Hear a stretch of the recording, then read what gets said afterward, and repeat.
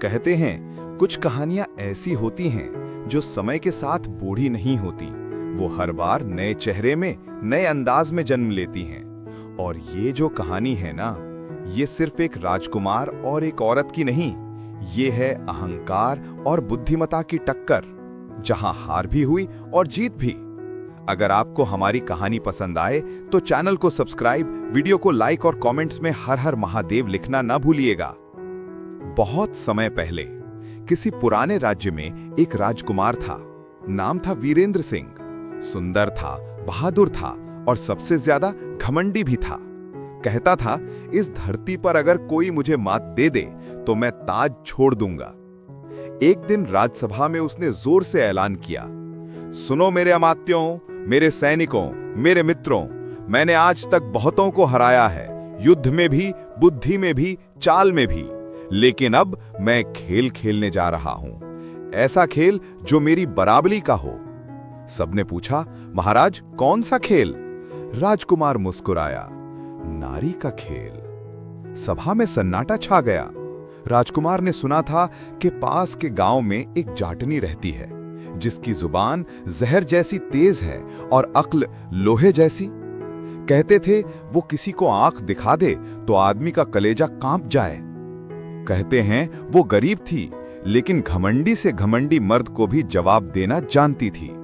राजकुमार के एक सैनिक ने बताया कि हुजूर, हमारे राज्य में एक जातनी है जो बहुत चतुर है, वो इस खेल में आपसे बराबरी कर सकती है। राजकुमार ने जब ये सुना तो राजकुमार से रहा ना गया, और एक दिन राजकुमार ने मन में सोचा, आज मैं उसी जाटनी से मिलूंगा, देखते हैं कितना दम है उसकी बातों में। राजकुमार सुबह सुबह शाही घोड़े पर सवार होकर जाटनी से मिलने उसके गांव की तरफ चल दिया। गांव की गलियों में धूल उड़ रही थी, बच्चे हंसते हुए दौड़ रहे थे और जाटनी अपने आंगन में गाय दोह रही थी।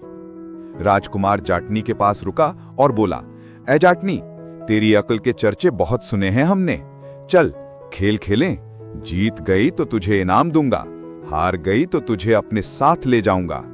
राजकुमार को जाटनी के पास रुका देखकर वह गांव की भीड़ जमा हो गई।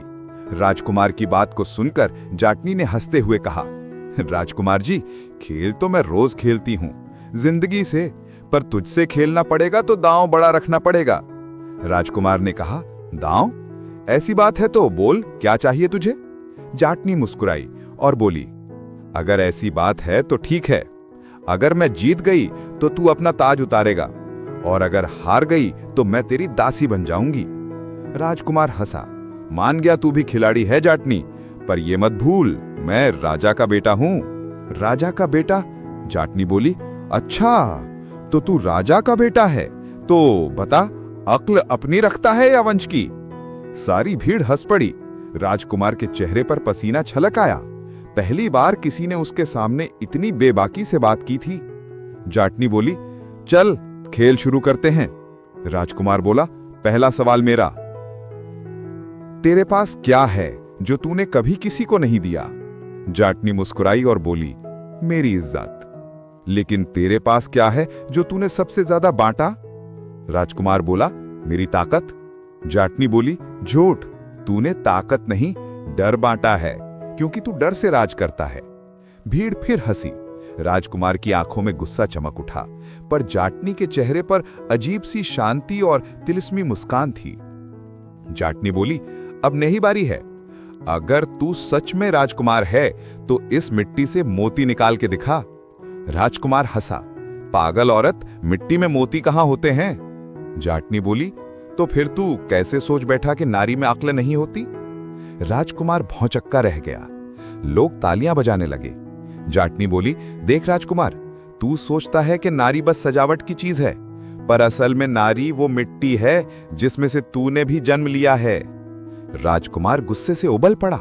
बस, अब बहुत हो गया, तुझसे फिर मुलाकात होगी जाटनी, पर अगली बार तेरी चालें नहीं चलेंगी। जाटनी बोली, मिलना जरूर, पर इस बार खेल मैं तय करूंगी।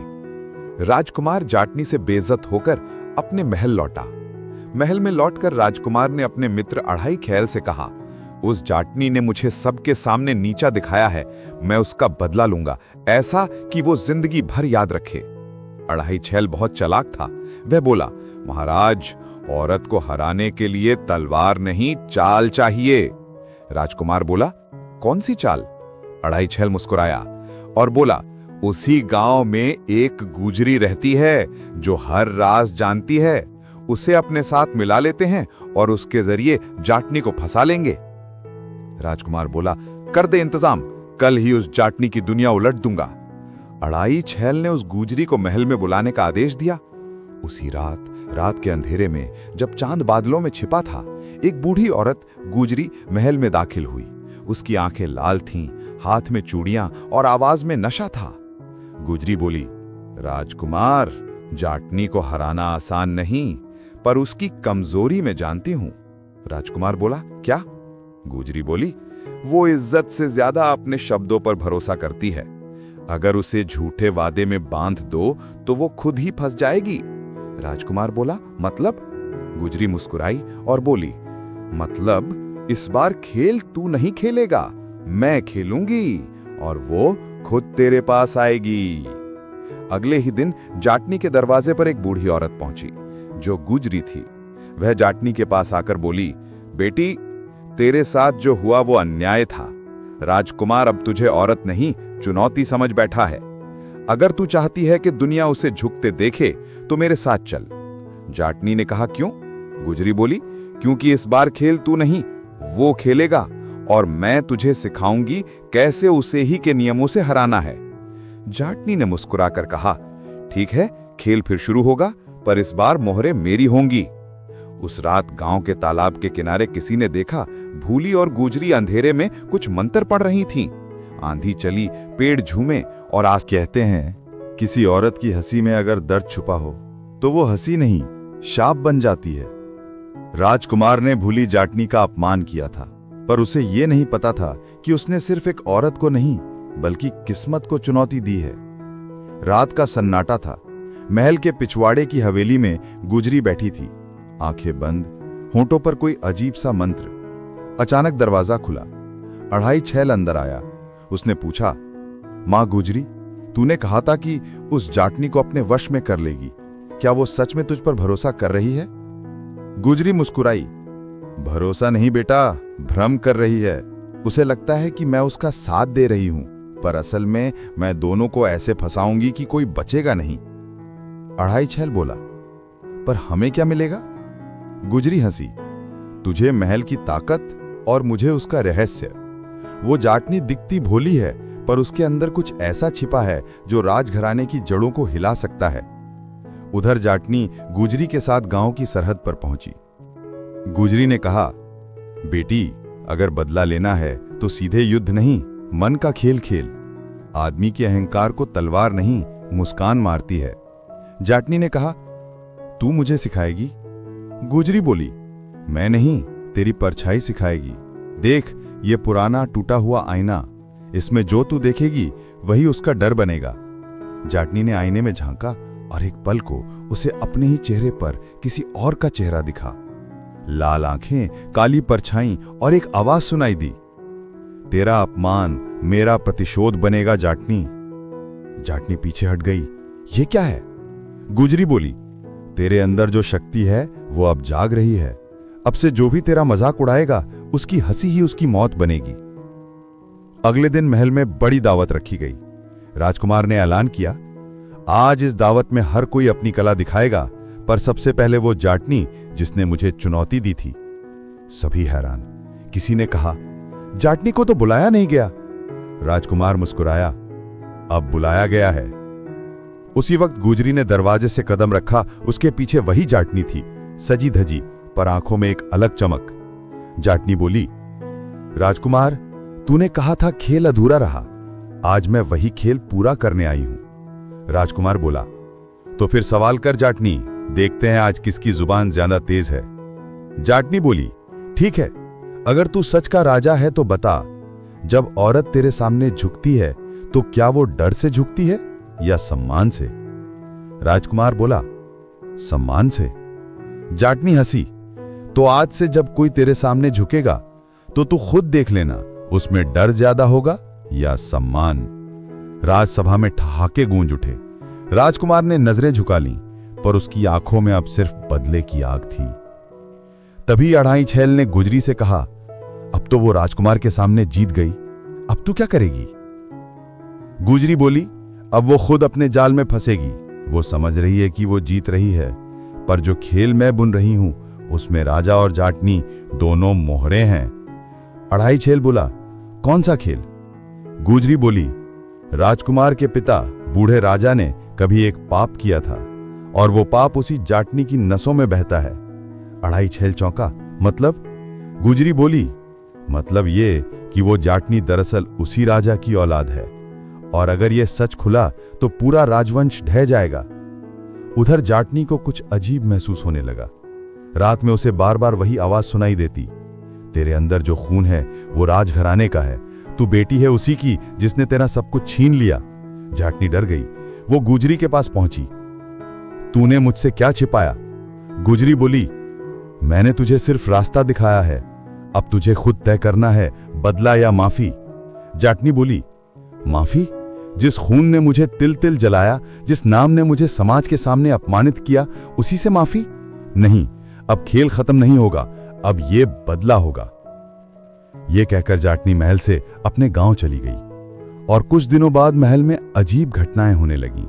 रात को दरवाजे अपने आप खुल जाते, सैनिकों को किसी औरत की हंसी सुनाई देती और सबसे डरावनी बात, राजकुमार के कमरे में रोज सुबह कोई आईने पर लाल सिंदूर से लिख देता, खेल अभी बाकी है। राजकुमार ने अढ़ाई छैल को बुलाया, कौन कर रहा है ये सब? अढ़ाई छैल बोला, शायद वही जाटनी। राजकुमार चिल्लाया, अब नहीं बख्शूंगा उसे, कल उसे महल में बुलाओ और जो होगा पूरा राज्य देखेगा। अगले दिन दावत रखी गई। राजमहल में रोशनी थी पर माहौल अजीब सा भारी। भूली आई, पर इस बार उसकी आंखों में आंसू नहीं थे। वो शांत थी, जैसे मौत से भी शांत। राजकुमार बोला, आज आखिरी खेल है जाटनी, अगर मैं जीत गया तो तू मेरी दासी बनेगी और अगर तू जीती। राजकुमार को बीच में रोककर जाटनी बोली, तो तू अपने ताज से नहीं अपने वजूद से हाथ धोएगा। सभा में सन्नाटा छा गया। अढ़ाई छैल ने गुजरी की तरफ देखा। गुजरी की आंखें चमक रही थीं, जैसे वो किसी अनदेखे अंत की गिनती कर रही हो। जाटनी ने कहा, राजकुमार, तेरे पाप का खेल अब खत्म होगा। राजकुमार चिल्लाया, कौन सा पाप? भूली बोली, वो जो तुम्हारे पिता ने किया था। तू राजघराने का नहीं, मेरे अपमान की निशानी है। पूरा दरबार हिल गया। राजा उठ खड़ा हुआ। झूठ, ये औरत झूठ बोलती है। जाटनी ने वही टूटा हुआ आईना उठाया और बोली, इसमें देख राजा, देख अपनी सूरत और देख वो राज जो तू भूल गया। आईने में जैसे कोई दृश्य उभरा, एक युवती, एक राजकुमार और एक वादा टूटा हुआ। राजा की सांस रुक गई। राजकुमार के हाथ कांपने लगे और गुजरी की हंसी पूरे महल में गूंज उठी और बोली, अब खेल पूरा हुआ। उस रात महल में आग लग गई। किसी ने देखा, जाटनी आईने के साथ वहां से गायब हो गई। कहते हैं अब भी जब महल की टूटी दीवारों पर चांदनी पड़ती है तो वहां किसी औरत की हंसी गूंजती है, धीमी लेकिन खतरनाक। वो जाटनी नहीं, वो न्याय थी जो देर से आई पर पूरी आई। कहते हैं कुछ खेल ऐसे होते हैं जिनका अंत कोई नहीं जीतता, क्योंकि जीतते जीतते खिलाड़ी भूल जाता है कि खेल खेलना कब शुरू हुआ था और क्यों। राजकुमार ने जाटनी को नीचा दिखाना चाहा, गुजरी ने दोनों को अपनी चाल में फंसा लिया और अब तीनों की किस्मत एक ही आग में जलने वाली थी। महल की आग बुझ चुकी थी, पर उसकी दीवारें अब भी धुआं छोड़ रही थीं। राजकुमार वीरेंद्र सिंह जिंदा था, पर उसके अंदर कुछ मर चुका था। वो हर रात एक ही सपना देखता कि एक औरत आईने से बाहर निकलती है, उसकी आंखों से खून टपकता है और वो कहती है, तू मेरा नहीं है वीरेंद्र, तू सिर्फ एक पाप है। वो जाग जाता, पसीने में भीगा हुआ, चिल्लाता, गुजरी गुजरी, ये सब क्या है? पर अब गुजरी भी वहां से गायब थी। किसी ने कहा वो उसी रात आग में जल गई, किसी ने कहा वो आईने के अंदर चली गई। दूसरी ओर अढ़ाई छैल भी अपने होशो हवास में नहीं था। महल की बर्बादी के बाद वो जैसे दीवाना हो गया था। गांव के लोग कहते, वो रात को कब्रिस्तान में बैठकर किसी औरत से बातें करता है। एक रात किसी ने उसकी बात सुनी, हाँ मैं सब मानता हूं, पर अब मुझे छोड़ दे गुजरी, मैंने तेरा कहा मानकर उसे फंसाया, अब मुझे क्यों सता रही है? फिर वो हंस पड़ा पागलों की तरह और अगले ही दिन वो सूखे कुएं में मरा हुआ मिला। चेहरे पर वही अजीब सी मुस्कान, जैसे मौत भी उसके साथ कोई खेल खेल कर चली गई हो। कई महीने बीत गए। गांव में सब कुछ शांत दिखता था, पर एक दिन सुबह सुबह किसी ने देखा गांव के तालाब के पास वही जाटनी खड़ी थी। लोग हैरान, अरे ये तो जिंदा है, इसे तो मरी हुई समझा जाता था। जाटनी बोली, मरती तो वो है जिसके अंदर सच्चाई मर जाए, मैं नहीं मरी, बस खामोश थी। उसकी आवाज में अब कोई गुस्सा नहीं था, बस एक गहरी थकान, जैसे जिसने सब कुछ देख लिया हो। एक औरत बोली, बहन अब क्या करेगी तू? जाटनी ने आसमान की तरफ देखा, अब मैं वो रहस्य बताऊंगी जो किसी ने नहीं सुना। गांव के चौपाल पर सब इकट्ठे हुए। जाटनी ने कहा, आज मैं स्त्री का 7वां रहस्य बताने आई हूं। लोग फुसफुसाने लगे, 7वां रहस्य? जाटनी बोले, 7वां रहस्य है क्षमा। जो औरत क्षमा कर दे, समझो वो इंसान नहीं, खुद विधाता बन जाती है। लोग चौंक गए। जाटनी बोली, मैंने राजकुमार को माफ कर दिया, क्योंकि अगर मैं उसे उसके पापों की सजा देती तो मैं भी उसी की तरह बन जाती। उधर राजमहल में राजकुमार अब एक खोखला इंसान बन चुका था। वो हर रात खुद से बातें करता, मुझे माफ कर दे जाटनी, मुझे माफ कर दे। एक रात दरवाजा अपने आप खुला, हवा चली और वही टूटा हुआ आईना सामने गिरा। आईने में जाटनी की परछाई दिखाई दी। वो बोली, तूने आखिर समझ लिया, बदला नहीं, क्षमा ही सच्ची जीत है। राजकुमार की आंखों से आंसू बहे। उसने आईना छुआ और मुस्कुराकर कहा, अब मुझे शांति चाहिए। अगली सुबह उसका शव महल के आंगन में मिला। चेहरे पर वही मुस्कान थी जैसी अढ़ाई छैल के चेहरे पर थी। भूली जाटनी ने गांव छोड़ा। लोगों ने पूछा, कहां जा रही हो? वो बोली, जहां रहस्य खत्म होते हैं वहीं सच्चाई शुरू होती है। और वो चली गई। पीछे सिर्फ उसकी वो हंसी रह गई, धीमी पर गूंजती हुई। कहते हैं आज भी उस गांव के तालाब के किनारे अगर कोई अकेला जाए तो पानी में अपना चेहरा नहीं दिखता, बल्कि किसी और की मुस्कान दिखती है। वो मुस्कान जाटनी की है, जो अब कहानी नहीं चेतावनी बन चुकी है। तो दोस्तों, ये थी जाटनी और राजकुमार की कहानी। एक कहानी अहंकार की, चालाकी की और नारी के 7वें रहस्य की, जहां सबको लगा कि नारी की जीत प्रतिशोध है, पर असल जीत क्षमा थी, वो ताकत जो इंसान को भगवान बना देती है। और याद रखना, अगर कभी किसी औरत की हंसी तुम्हारे दिल में डर पैदा करे तो समझ लेना वो हंसी नहीं, सत्य की गूंज है। भूलना नहीं, हर कहानी वहीं खत्म नहीं होती जहां हम सोचते हैं। कभी कभी कहानी उसी दिन शुरू होती है जब सच्चाई सामने आती है।